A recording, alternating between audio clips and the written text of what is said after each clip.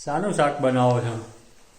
આજે એકદમ યુનિક સ્ટાઇલથી મેથી અને પાપડની સબ્જી બનાવું છું.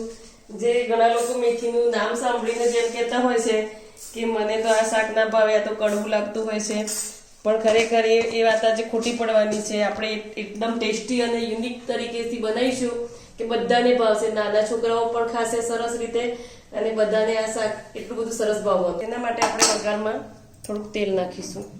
માત્ર 10 જ મિનિટમાં આ શાક બની તૈયાર થશે.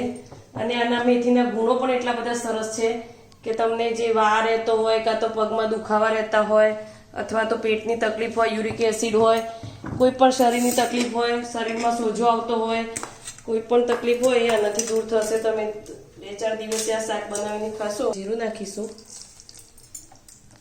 અને આ મેથીની સબ્જી એટલી બધી બધાને એવું લાગશે નહીં કે તમે મેથીનું શાક ખાઓ. એમાં થોડી હિંગ નાખીશું, આપણે થોડી હળદર નાખીશું, થોડુંક મરચું નાખીશું અને એમાં થોડુંક પાણી નાખીશું. હવે આ પાણીને આપણે ઉકળવા દઈશું. એમાં થોડુંક મીઠું નાખીશું. આ રીતના આપણે ટુકડા કરી દઈશું નાના નાના પાપડના ત્યાં સુધીમાં.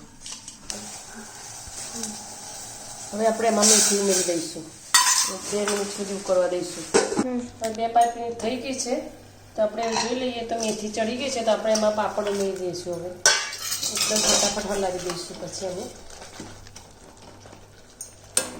ખોલી દઈશું, એમાં દાણા ઉમેરી દઈશું.